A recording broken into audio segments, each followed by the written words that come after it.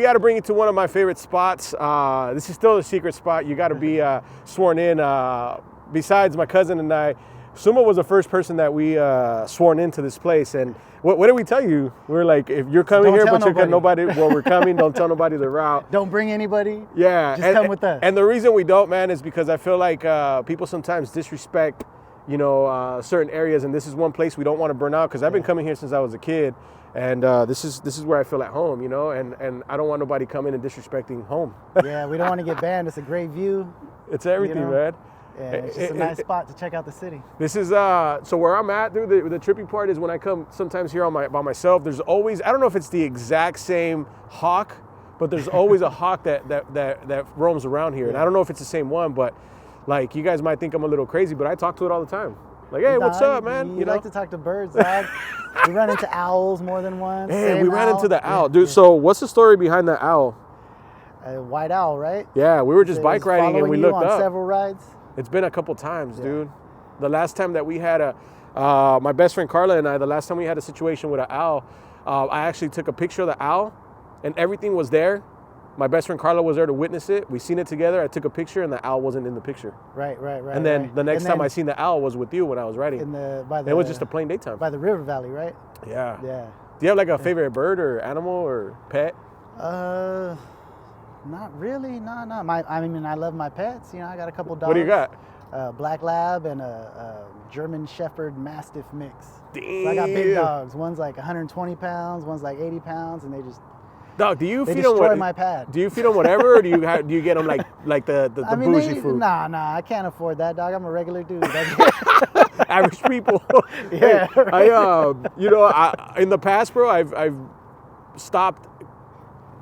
Dating women over their pets, bro. Like their pets just got annoying. It was a wrap.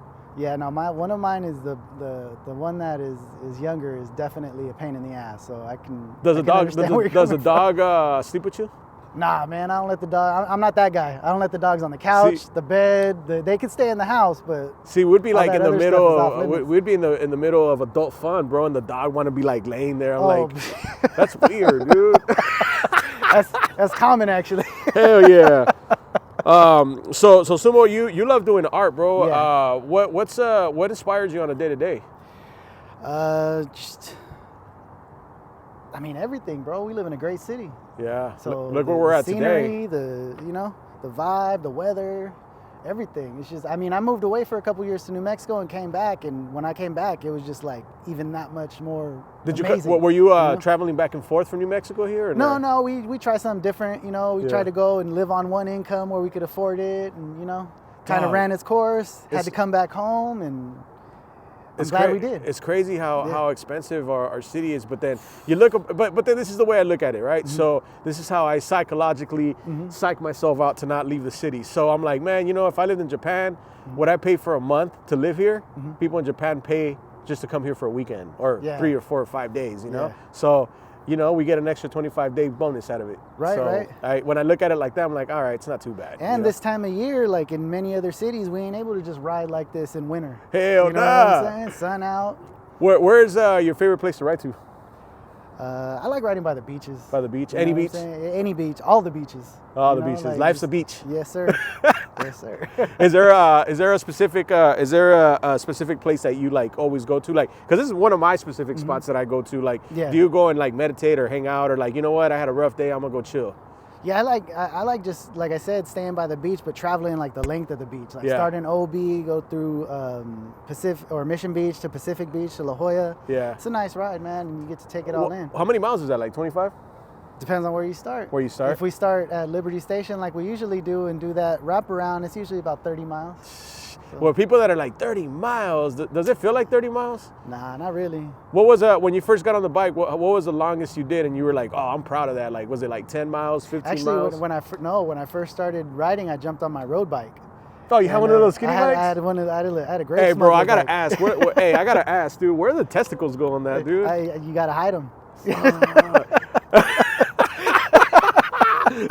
Somebody asked me that the other day. She was like, so what happens to the testes? And I was like, and then the next time I rode, I was like, oh shit. I was like, I don't know. They go somewhere. Yeah, they go somewhere. I don't know if it's to the side, to the front. Seat, bro. It's all about the seat. It's all a good seat. My primo Uncle Elroy, he'd say it's all about rotating the cheeks. He's like left, right, center, left, and then you'll be all right. But it's always, people always complain about the seats being hard or whatever, bro. But it's something that eventually through time you just learn how to like.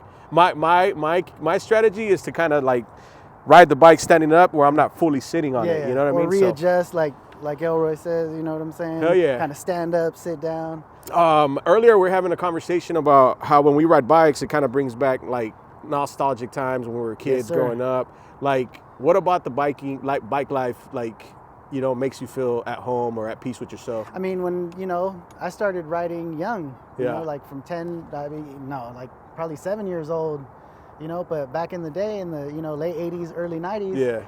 I mean, that's pretty much how you made new friends, right? You jump on your bike and just cruise through the neighborhood. Anybody else that had a bike, that was it. What's up, homie? Yeah.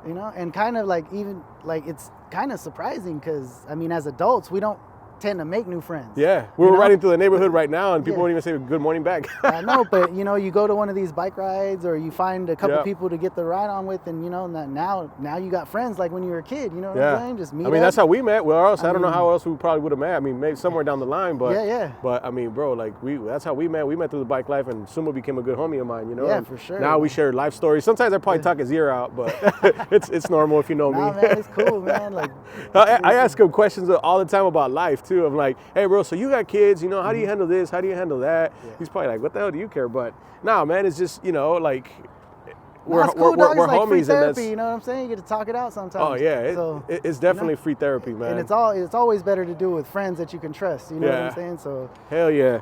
Get on that bike, have a little conversation, get some exercise. Yeah, if they wanted to check out your artwork, man, where do they go check it out at? El Sumo 1 on Instagram, ELSUMO number 1. Okay. Anybody you want to send some love to? Anybody you want to send Everybody some shout out in bike life, man. It's great. Bike life is awesome. If you don't got a bike, get a bike. Get a bike. Get a bike. It's good, man. It's good for the mental health. And it's okay. Like, bro, I remember growing up and we used to have like the beat up Huffies. You don't got to buy a $9,000 gazillion bike, bro. Bring like, any bike. Yeah, any bike. We used to have the Huffies and we would just jump off of them and throw them. And I feel like those bikes used to handle more than these nice bikes, Well, now we're adults and we got the adult mindset. We know how much it costs. When we were kids, we didn't care. Yeah. We ain't buying nothing, I remember we had a flat, like, we just leave it there, Leave it like there. we never rode it again. Hopefully it'll be here tomorrow. Yeah, hell yeah. All right, well, mate, check out Sumo, man. That's a good homie, man, and this is something that I'm going to continue to do. It's something that not only is very therapeutic for me, but also combines my worlds together. At first, I didn't want to do it because I was like, nah, biking's my therapy. I don't want to involve biking in this. But then I felt like we could either inspire or there's a story to share, and everybody that I bring on, I there's something in you that I believe in, and Sumo, like, he's very active in the community, man. So I had to make sure I showcase the homie and what he does and who he is. So yeah, man, always good riding with you, dog. Yes, sir. Yeah, riding in peace. Peace.